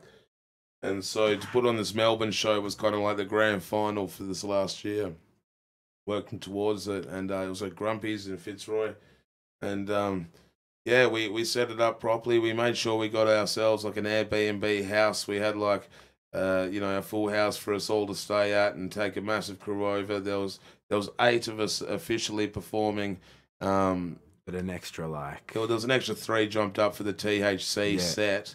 But then we also had Toxin and Young Tom from Bernie. You had Jester. We had Fierce and Static. And Luna as well. So a bunch of other Tassie guys that came over. And then Retainer and the whole massive crew did a set. And that was crazy, you know, to see inspiring, man. Fucking crazy set, bro. I think it was the Melbourne guys that kind of amped us up to do such a crazy set. I don't think our set would have gone as well if we didn't have to live up to the Melbourne fellas. You know, they really smashed it. Retainer did the Connection live, and then we did the Tassie Connection as well. And for the first half of the night, because you know, THC team was running it, so I was on the door. Bird Brain was coordinating the sets, making sure it was all good with Guts, who was hosting it. And Brendan Kemp, shout outs again. Shout out Breno. Our unofficial tour manager now. Official, pretty much. Yeah, official. It's not that even... cunt fucking keeps us in line. Fucking make sure everything's happening. Breno's, you know, he's a legend, and yeah, he held it down on the merch table. So you know, we were coordinating it between us, and I was on the door up until, like, I think the doors, it really started at 8 o'clock, but I was on the door till 10:30, just, you know, getting people in. And then I think it was 10:30 that the bartender came out, and she's like, full capacity, we've sold out. I was like, what? We've sold out? She was like, yep, no more people in. And I was just like, holy shit, we did it. With motherfuckers lining up on the door still as well. Like, we did it. Yeah. We did it. We fucking did it. It still hasn't dawned on me, bro. It still has not dawned on me. You know, like, it's been such a thing for a long time that Tassie hip hop was a left behind sort of scene. I don't know, for years Tassie was kind of like the joke of the country in many ways. You know, I lived in Melbourne a couple times and fucking going out to like hip hop nights and shit. And you like tell cunts you're from Tassie, and it was like yeah. I know, can't, like, it was not a thing to be proud of in the rap scene. Like, cunts are kind of clown you for it and shit. Like, that's it. And now it's completely flipped. Like, I was even talking to Jester, and he was saying, you know, because he's from Launceston and he's lived back and forth in Melbourne a few times, and since, you know, the last year, people have been going, oh, you're from Tassie, and the whole opinion's changed. Like, I mean, between what you've been doing, Dunners, I guess, and You know, I've been working on my music, but guys like Wombat, you know, Reflect has been up in Brisbane and networking the up other there. Fucking crazy thing about the night that stood out to me, man. And as you're saying, like the first fucking Wombat drop he did in September last year, bro. And we went to Melbourne and Wombat spitting his tracks, and the whole fucking crowd knows his tracks and is spitting it back to him. The three tracks that we performed of his was Watch Out, Whippersnapper, and Rise Up. Like every word. Watch Out has been out for 5 months. Yeah. Whippersnapper's about 3, and Rise Up a week. Yeah.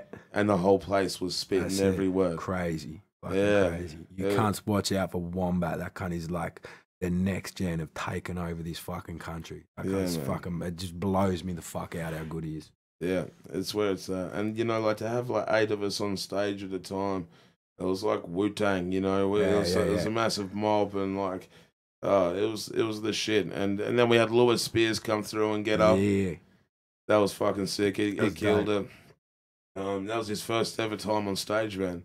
Yeah. Apart from fucking, you know. If you don't know who Lewis Spears is, fucking crazy good comedian. You know what I mean? But first time fucking rapping on stage, doing music and shit, and it was dope, man. It was man. And the crowd showed him Jake, love. Jakey boy, fucking Jake Smith, the bro, man. Like, shut the fucking shit down with fucking Gary. Can't shut this shit down. That motherfucker is a beast. If you don't know who Jake Smith is, get acquainted. Man, like I tell you what, the Melbourne crew love Jake. Like when we got to the Airbnb, I don't think you were even there because you came in on Friday morning, bro. We got to the Airbnb, and as soon as we get there, Jake's just like, "There's a fucking spa," fucking. Just rips his shirt off, track is still on, just gets in the spa with a couple fucking Carlton drafts, and he's in there fucking kicking back, loving life in his trackies, drinking in the spa. Fuck yeah. Fuck, man, he's just such a crack up. You know, having dudes like that on tour is so essential, you know, like... Yeah. It's when it comes down to, you know, putting on a good show, that's one thing, but when it comes down to making sure you got some good crew with you, you're going to have a good time. That's it, like an experience you'll never fucking forget, man. Like, I'll look back on that shit when I'm fucking 50 and go, yeah, man. Remember that fucking weekend, man. Yeah, that's it. And, you know, for a lot of the other dudes that we've brought over, I mean, like, you and I, we've done battles in Melbourne for years. We've done gigs, you know, like, and we've also, you know, been lucky enough to tour with, like, Cursor and you know, rock some hectic crowds. Like, even Big Day Out, when we did Big Day Out, you know. But, like, but still, there's a difference when it's like fucking. Yeah, that was a different vibe. I mean, even because Lewis brought along his comedian mate, who's really good. His name's Luke Kidgel, and he'd never been to a hip hop show before, and he said that he's never seen a show that was really like there was no curtain between the performer and audience, and it was more like a community. Yeah, straight up. Because that's what this THC TV's been about. Like, you know, like the THC thing was it is quite a Tassie thing, but through THC TV, because I've been reaching out to different rappers all across the country, people who I see have skill, and I believe it needs to be out there, and guys that I want to network with, and like, you know, it's all a part of building and, you know, lifting everyone. Like, you know, there's no I in team. And if you look at the team that everyone is like, that has been on board, everyone has been lifted by being a part of it. That's it. You know, Retainer's been a massive inspiration to me as well. Like when he came down to Tassie, because he brought 10 mates with him, but he made sure they had a good hotel and they're going to have a great weekend. You know, I'm so used to just missioning somewhere and lurking. I'll crash on Sleeping the couch. On fucking Shory's couch, bro. Like, man, I've slept on plenty of couch in my time, and you know, that's been a good way to like network. And you know, I do have quite low standards when it comes to traveling. I'm easy, you know what I mean? I don't mind. You're the king of the mission, bro. I'll mission. Man. I'll crash anywhere. You know, I'll catch a bus through Broadmeadows at 6 a.m. Fucking loving life. But you know, to get like to hire a 12-seater and actually do it properly with all of us, and it was really good. You know, it was special, man. I remember on the first night, I was just sitting there thinking, "Fuck, man, this is the beginning." You know. We're already talking about going over to Perth, hopefully at the start of October, and doing a THC launch over there. I was thinking that we should get a massive posse track done with the crew that's going over. Definitely. with a lot of the Perth heads. We'll hit Yeah. up like SPX, TPW, Screw Loose, all those Yep. guys. Get heaps of them on this massive posse track and do a big THC Fuck cypher yeah, while we're over there. That would be the shit. I'm keen as, man. I still haven't fucking been to WA, bro. Yeah, man, you got to get over there. I love WA. I've nearly been there a lot of times and it's fallen through. And it's fucking, got so many good mates that I'm from WA. bro. So many cool cunts. Oh, mate, you wait till you meet the ones that don't leave. They're fucking brilliant, man. Like, I love WA. I just got so many, good times, good memories from over there. Like, for the guys that, were like, I kind of, when I went over there, I first battled Cortex and then became friends with him at the after party at his house, and I saw how motivated they all were towards making music. And I was just so inspired by the scene, and I think the next time I went there, I made sure that they booked my flight for an extra week so I could lurk, and I just chilled with Cortex. We made some tunes, fucking got it done, and then I did a gig as well. How's this? I did a gig. It was, I think it was at Launch, and it was at the Rosemount, and this was the first weekend I was there. And there was 4 different stages at this gig. There was a beer garden stage, there was a main room stage, and there was 2 side room stages. And on the flyer was 50 names. Fucking hell. 50, and I'm not exaggerating. 50. And I was the only person that wasn't from WA. And the gig went from like 3 in the arvo to, midnight. And every stage had consistent performances on it. That's how big the Perth hip-hop scene is. Oh, yeah, You know, like, it's crazy. It blew me out the first time that I went there, and just to see that. And this was only like, a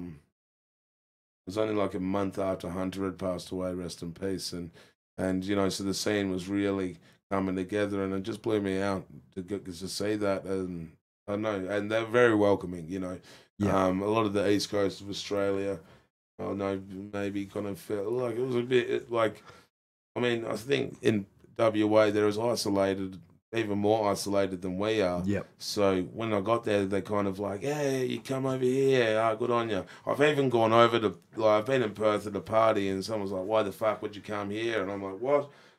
This is great. And they're like, they got that isolated. Oh, shit. It's like down here when you go up in Tassie and people are like, Tassie's a hole, man. Tassie's Until you actually get out of it, you're like, fucking Tassie's good, man. Tassie's one of the best places in the world. Tassie's fucking But we need to keep that quiet. Yeah, it's shit, eh? Whack as fuck, man. Like, yeah, just whack. It's not good. Shit scenery, shit beer, shit hip hop scene. The air is polluted. Polluted as fuck. Like, move to Melbourne, cunts. Yeah. Melbourne's sick, most livable city.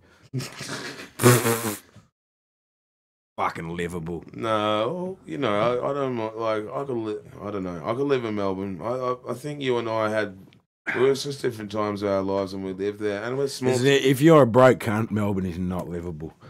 I reckon Melbourne's the easiest place to live if you're broke. Stealing there is fucking easy, mate. True. You can rack a sandwich from any 7-Eleven. But fucking some people don't do that type of stuff, Andrew. Some people don't go in and fucking steal fucking things, right? I know, but if you're broke, you need to go buy. Fuck the corporations. I don't steal from no one that fucking isn't a part of some evil network that's run by reptilian I steal for pedophiles. shit. I never have, because I remember fucking stealing a bunch of grapes from the shop when I was about 5 years old, and my dad found out, and he tore strips out of me. He sent me back up the shop fucking crying, fucking made me give the grapes back, and he's always like, you fucking steal shit? No, I've never been a fucking thief for it. Yeah. I know. I wouldn't call myself. Each to their own. I wouldn't call myself a thief. You know what I'm saying, cunt. You know what I'm saying. How's this? I was at a gig over in WA. Someone came up to me and they're like, man, your picture's in like the billboard of a shopping centre for stealing. I was like, for real? He's like, yeah, man. I'm like, what was I stealing? Fucking chocolate milk. No shit. My photo's somewhere in a shopping centre. Stealing fucking chocolate milk from Woolies. I know. I don't know what it is. But fuck the corporations. Like, sometimes I do it if I've got money. I'm just like, meh. If I have to wait in line, I'll just walk out. I can always just fucking see my old man watching me shit going, don't you fucking dare, cunt. No, I can appreciate that. Anyway, what do we say? We keep getting off track. We've had a couple of beers. Yeah, fucking spliffages. the THC show. THC, we'll get there. It's about the third time we'll get back onto it. The THC show, it was just, man, like, even, so I was at the door, and this is like, you know, when I was 17, I think I did my first ever support, you know, supporting someone from the mainland that came down to Tassie to perform. Yep. And that was Checkmate and Reason. Yeah. And, you know, and when I was on the door, lo and behold, Checkmate rocks up. Yep. You know, and like came into the event, and I'm like, man, thanks for coming. Like, this is some full circle shit right now. You know what I mean? Yeah. Like, and yeah, he was just he was so blown out that there'd never been a Tasmanian showcase before, and he's like, has anyone done this? And I kind of thought, well, I guess I haven't. And at the end of the day, you know, it was just such a good night that everyone was a part of. I feel that if we take good this, night, like no dramas, no beefing, no egos, or everyone was just on the same fucking level, bro. It was sick. And I've got a good feeling, man, that if we like the energy about it, of inclusive, you know, if everyone was included, you know what I mean? And that's the beauty of it, man. I've said to a few people, man, like hip hop crews by nature, you know, like is an exclusive things. You know, I've been in fucking exclusive fucking hip hop crews, like nah. Don't let other cunts in. But that's the thing about THC, like from Tassie and you fucking rap, you're not a fuckwit, and fucking bang, you repping THC, you know? As long as you're not a fuckwit. Yeah, with no time for fuckwits. Yeah, we'll tell you. If you've been a fuckwit, we'll tell you. Or cook shit. But that's the thing, and it's you know, something that's so inclusive and fucking now to the point that, you know, even cunts that want to hate on us have no fucking choice, man. Fucking, you know, we're doing our thing. You can't fuck in front. I mean, at the end of the day, it's like, if they want to hate on it, they're going to hate on it. Like, you don't have to like what we do. I mean, you know, you ever get people come up to you and apologise for not liking rap? Yeah. You know, they come up and they go, I'm sorry, but I don't really like rap. So why are you sorry? Like, fucking, you know, I'm the person that you have to apologise to. You owe me an apology for not liking what I like. But, sorry.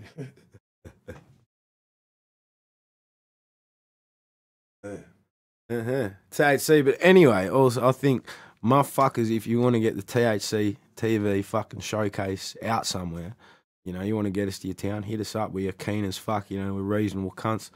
We're not going to try and like stooge you and get paid and shit. Like, we'll just do it for, you know. Yeah, we just want to make it happen. We just want to have good times. We want to have a good fucking experience. So if you want to get us around the country, you want to get us somewhere, hit us fucking up. We're keen as. Yeah, no, definitely. And like, we're going to, plan to take it everywhere. We've got a lot, pretty much. Like, there's not enough time for everything. Now, I've got to focus and get a lot more THC episodes out. We're going to look at doing a whole season in a different state. So I've been talking with different guys, and like one guy in particular who runs Body Bag Media.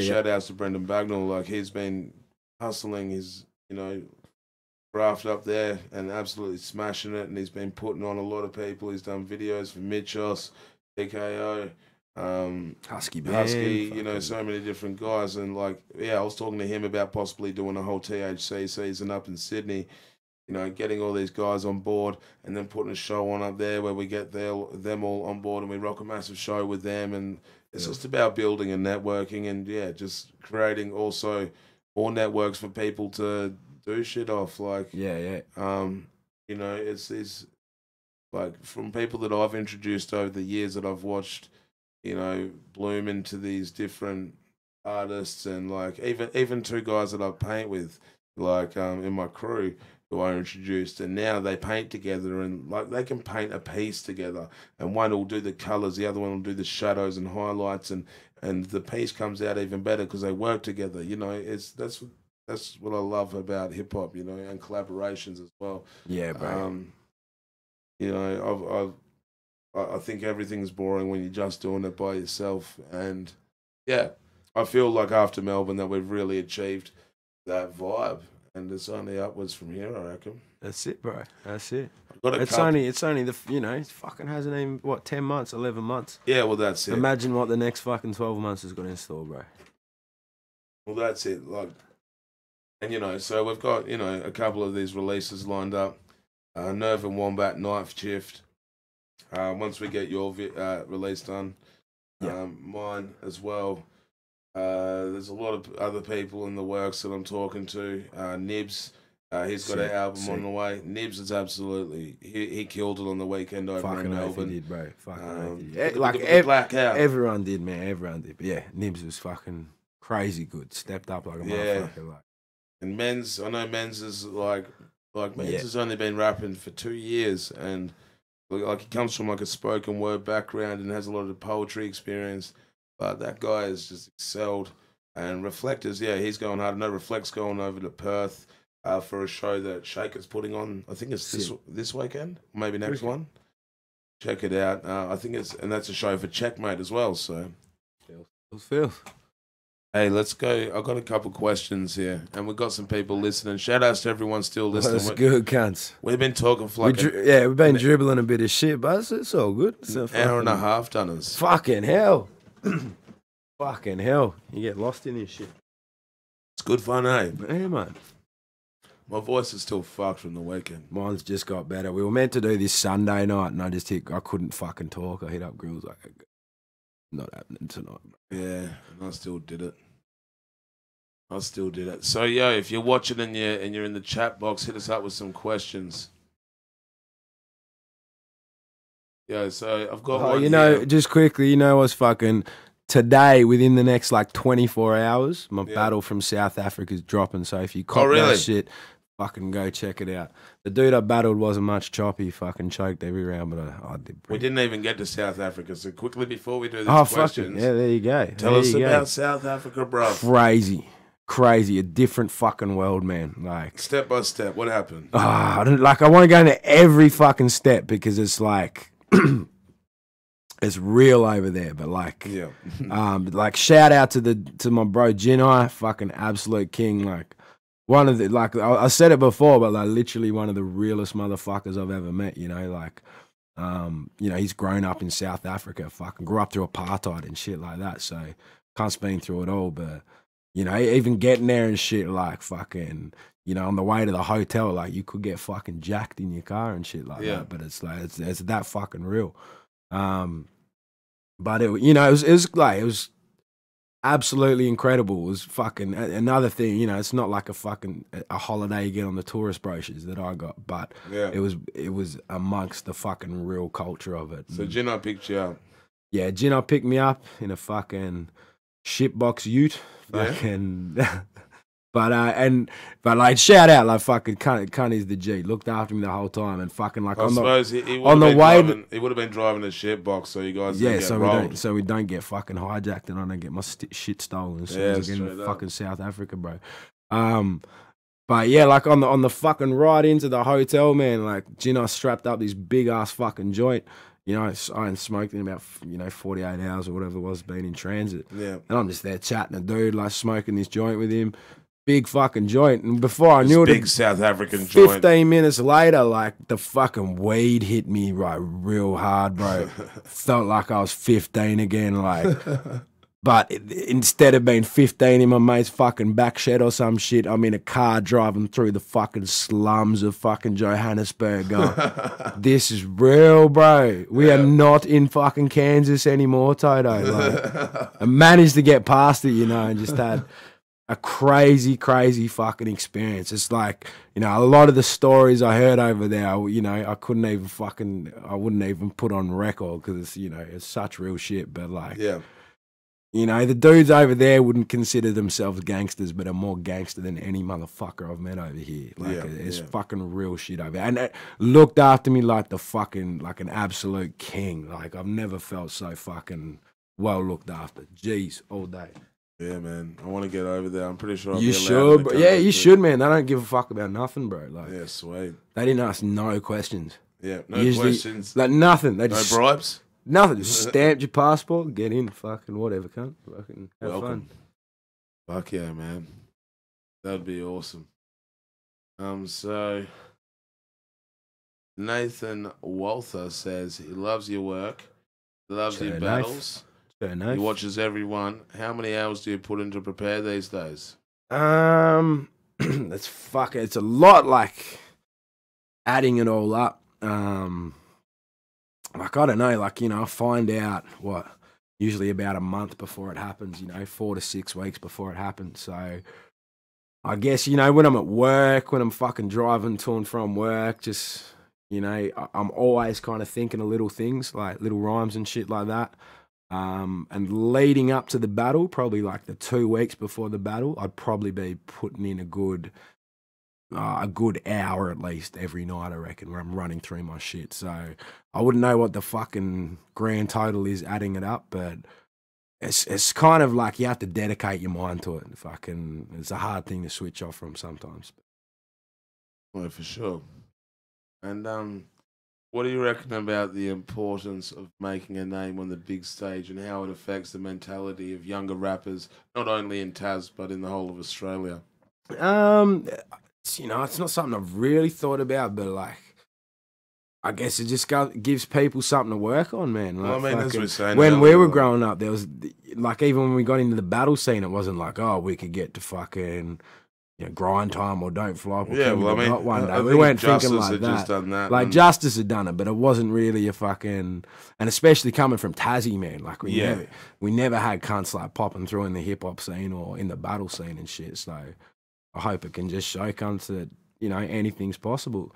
Like, you know, like, don't get into it if you're trying to get money out of it, because you fucking not. There's like there's no money in this shit. You do it for the fucking love of it. But and honestly, I think if you wanted to be a battle rapper and get out there, like, if you know, see what the standard is, see what you have to do to be, you know, roll with the best, get that good, and if you do 10 battles in a year, you should be there. You know what I mean? Like, yeah. Like, in that time when 2010, it was a very different era of it as well, I guess. You know what I mean?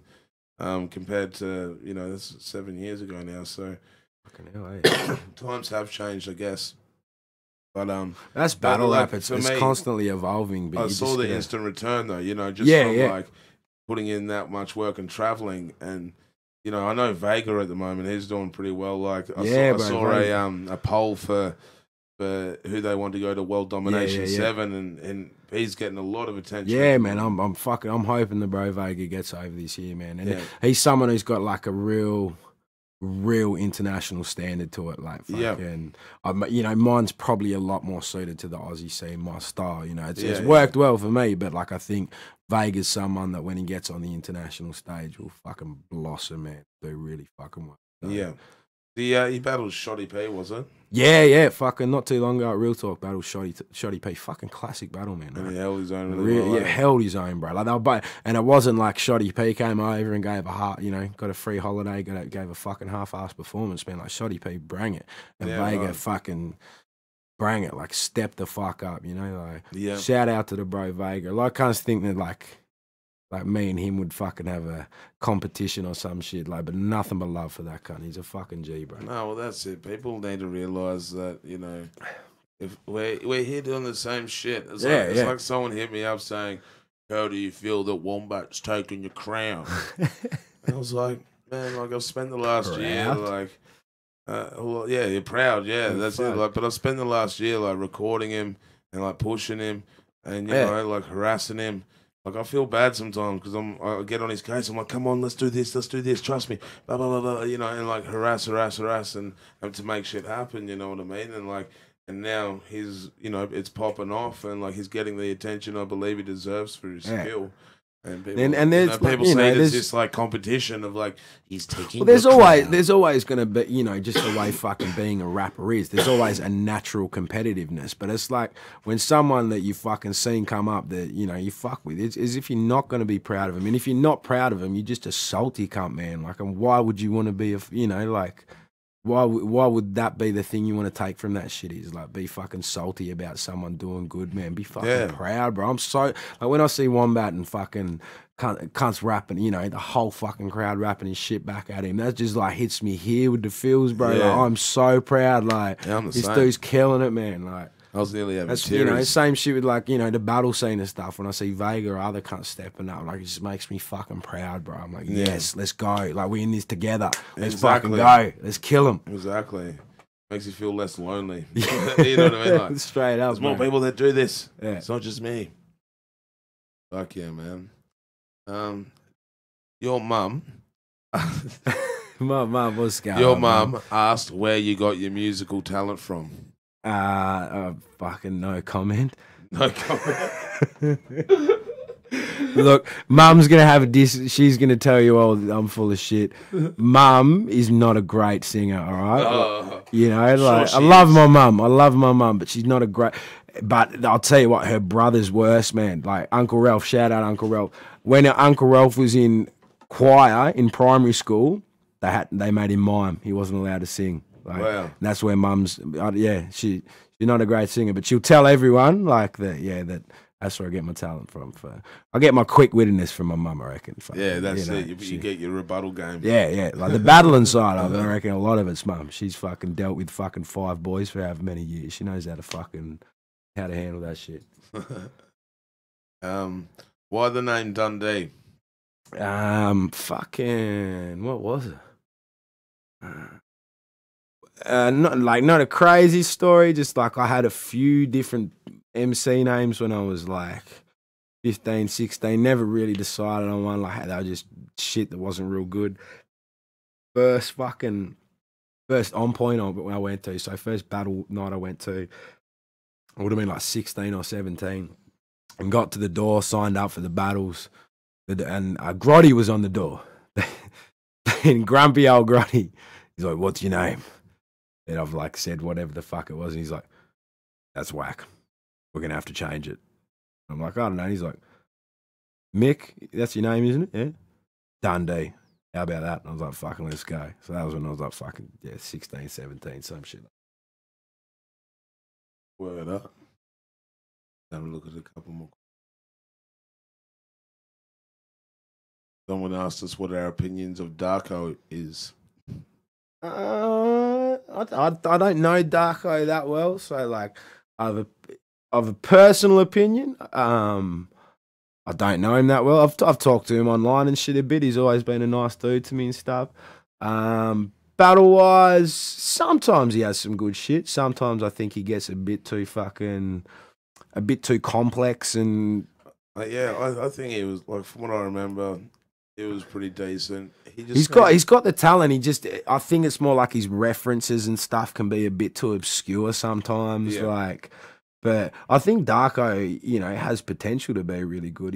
There's a few things in his game that he needs to refine. Like, definitely. You know, on a personal level, I don't know him that well. Like, I've met him a couple of times. I've talked to him. He's always been a good bloke. So, you know, yeah, there you go.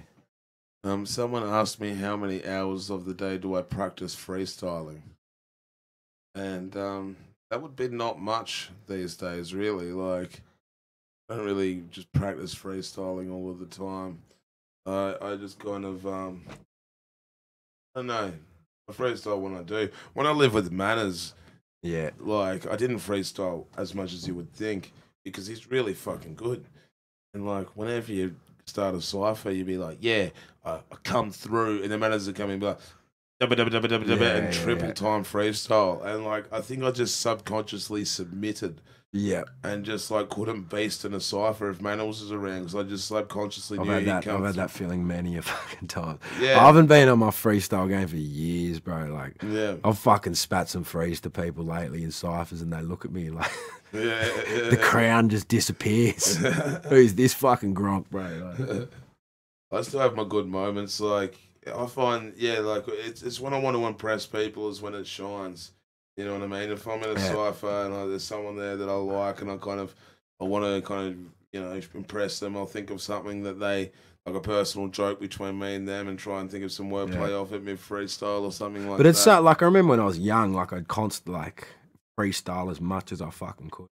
You know, you definitely get better by practicing it, you know what I mean? That's how I learned to rap, was just freestyling all day, just chucking beats on, and I was drinking a lot, you know, just freestyle rap, freestyle. But now, like, I know, like, some guys hit me up recently, these local fellas, and they're good dudes, and they can rap, but then they're like, just want to come around to my house for a cypher, and I find a lot of the time that, like, just pointless ciphers are a waste of time. Like, I really want to just get shit done these days. But I know that they've got a cypher bench going on in Hobart at the moment, which I'm going to go check out. It's on, I think it's on the 17th at the Waratah, and Bladle's putting it on. Yeah, wicked. Where wicked. he like gets a lot of people just to meet up and have a good cipher. So I was thinking of going there and maybe like trying to live stream it and film it and like live stream it through the THC YouTube, you know, because it could be really dope. Fuck yeah. But we get like, see if there's any more questions. Who would be the ultimate opponent to face off at World Domination 7? If you could take your pick. If I could take my pick, Bill Collector. Bill Collector.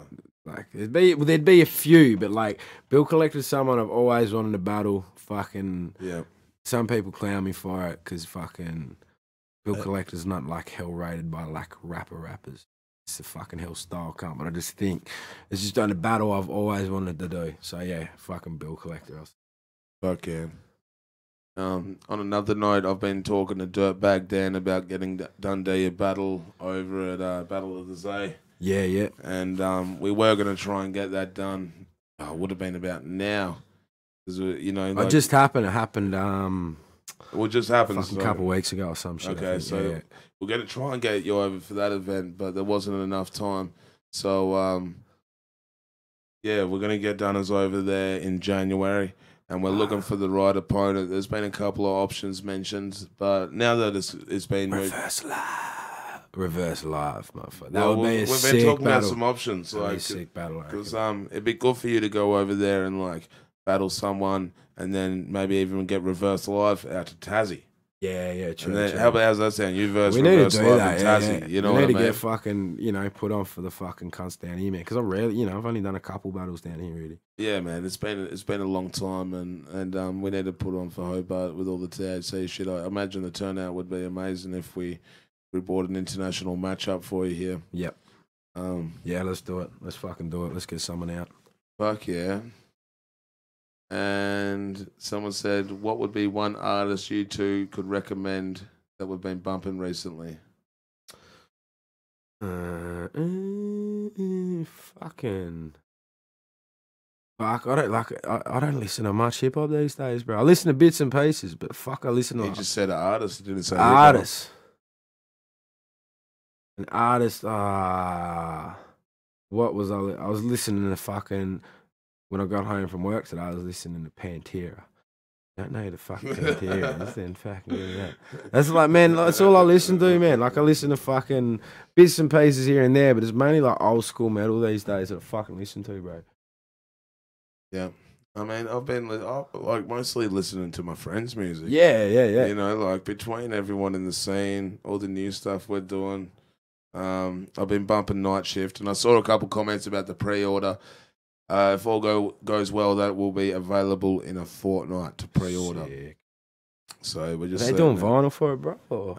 Not at the moment, but if we get enough people that are keen for it, we can make it happen. I reckon they're basic. Yeah, can't snap up vinyl. I've never made vinyl before, but I remember when I was living in Melbourne, I was chilling with Fluent Form when he was doing his, and from what I understand, it can be a really intense process. Like you have to get it mastered, especially for it, and then pressed here. And I think he used to have to do different steps of it in different countries or some shit. It was fucking hectic. Yeah, but there you go. I'm sure I could get my head around it and figure it out, but we'll get there. We'll definitely get there. But other than that, I'm just trying to think of someone that I've been bumping a lot of. I really like Husky Band. Like, I reckon Husky's the shit. So fuck, I'll go on. Fuck Asthmatic, man. The shit that comes doing at the moment. Yeah, Asthmatic is on some shit at the moment, bro. That kind of inspires me, man. Yeah, I hear his new shit. Everything I've heard lately, I've just frothing on. Yeah, he's going absolutely crazy. Fucking Nerve dropped a new video yesterday. Did you see that? Nah, I haven't played it yet. That's really dope. It's fucking sick. He makes it like for young fellas. They make some classic OG sounding hip hop. It's fucking I know, it's just it's kind of just got that classic. I wouldn't say 90s vibe because it doesn't sound like it's from the 90s, but it gives me the same vibe that the 90s do. In the same sort of, I don't know, it's just dope. Just rap, bro. It's like there's no fucking it's just fucking bells and whistles. It's dope. just like straight up fucking rap, bro. That Yeah, man, it's fucking banging. Shout outs to Synth and Mesk. See your support, brother. Much appreciation. Yeah, we're literally going on about 2 hours, bro. Fucking hell, hey. Done all right, bro. We've done all right. Having a chat. We've done all right. It's been good, eh? So, yeah. So, for all of you that have been listening, I want to thank you. Checking the second GreelTime podcast. Battling around the world with my bro, Dunn D. Cheers for having me, people. Cheers for having me, Grills. No been worries, a pleasure, man. mate. It's been a fucking pleasure. The amount of times we get on the phone and just talk shit for about 3 hours of a night, we just decided to fucking do it, record it on the internet. Fucking there you go. Why not, eh? But yeah, so I've got a few good ideas for the next few podcasts. I caught up with Lewis Spears on the weekend at the THC show, and he's given me a bit of advice. I'm going to make sure that I can get it on a few different. I'm going to get it up on iTunes and a few different other services so you can access it. But yeah, much love, fam. Sick cunts. Have a fucking good one, eh? Yes.